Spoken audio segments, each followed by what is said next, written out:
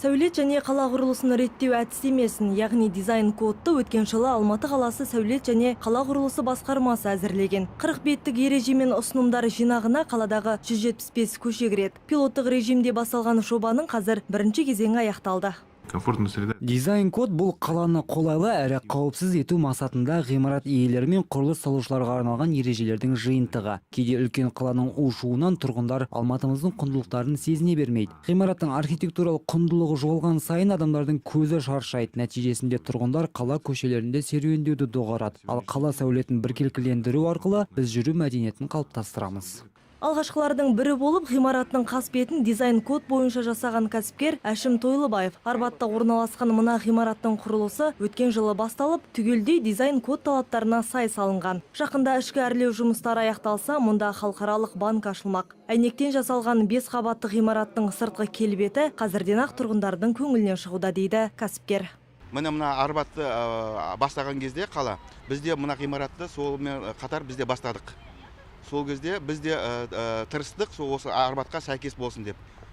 Барлығы да дизайн кодпен бәрі шықты. Дизайн кодта барлық мысалға стекляны болсын деп, мына арбатқа сәйкес келсін деп бізге талаптар қойылды. Біз ол талаптар бәрін оңай орындадық. Алматыны дизайн код бойынша біркелкілендіру жұмыстары әзірге тек қаланың орталық бөлігінде ғана аяқталған. Бұл бағыттағы жұмыстар 2019 жылдың аяғына дейін жалғасып, мегаполис түгелдей кезең-кезеңімен қамтылатын болады.